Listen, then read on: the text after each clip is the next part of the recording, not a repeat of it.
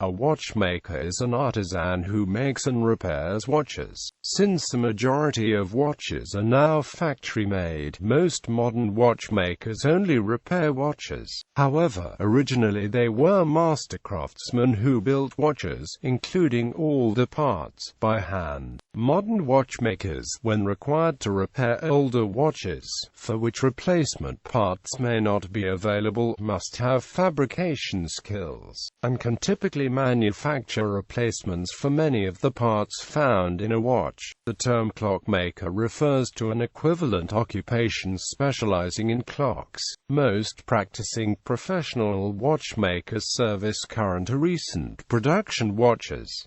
They seldom fabricate replacement parts. Instead, they obtain and fit factory spare parts applicable to the watch brand being serviced. The majority of modern watchmakers, particularly in Switzerland and Europe, work directly for the watchmaking industry, and may have completed a formal watchmaking degree at a technical school. They also receive in-house brand training at the factory or service center where they are employed. However, some factory service centers have an approach that allows them to use non-watchmakers who perform only one aspect of the repair process. These highly skilled workers do not have a watchmaking degree or certificate, but are specifically trained in-house as technicians to service a small number of components of the watch in a true assembly line fashion. If genuine watchmakers are employed in such environments, they are usually employed to service the watch movement.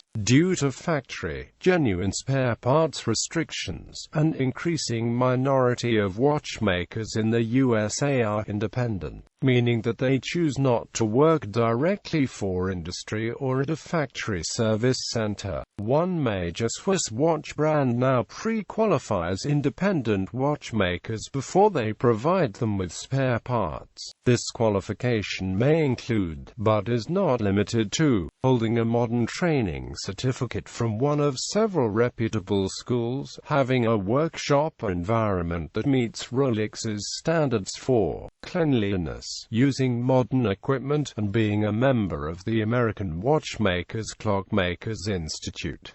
The Omega brand has the same approach. However, the vast majority of modern Swiss brands do not sell parts to independent watchmakers, irrespective of the watchmaker's expertise, training or credentials. This industry policy is thought to allow the Swiss manufacturers to maintain tighter quality control of the after-sales service for its watch brands, produce high margins on after-sales services, and to lower second-hand watchmaking parts on the used and fake market. Training. Historically, in England, watchmakers would have to undergo a 7-year apprenticeship and then join a guild, such as the Worshipful Company of Clockmakers in London, before selling the first watch. In modern times, watchmakers undergo training courses such as the ones offered by the BHI, or one of the many other schools around the world following the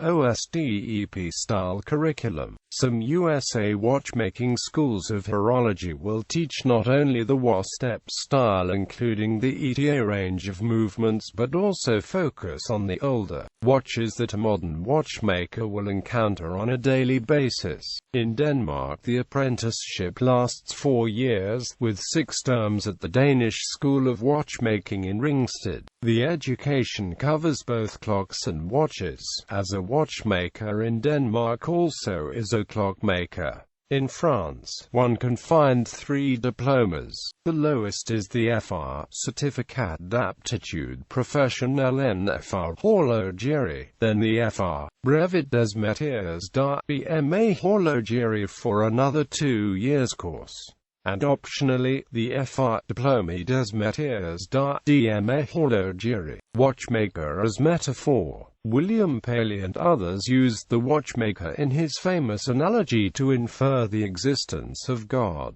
Richard Dawkins later applied this analogy in his book The Blind Watchmaker, arguing that evolution is blind in that it cannot look forward. Alan Moore in his graphic novel Watchmen uses the metaphor of the watchmaker as a central part of the backstory of his heroic character Drive. Manhattan. In the NBC television series Heroes, the villain Sila is a watchmaker by trade. His ability to know how watches work corresponds to his ability to gain new superpowers by examining the brains of people he has murdered. In the sci-fi novel The Mote in God's Eye by Larry Niven, the watchmakers are a small technologically intelligent subspecies of the motes that will repair, improve things left for them.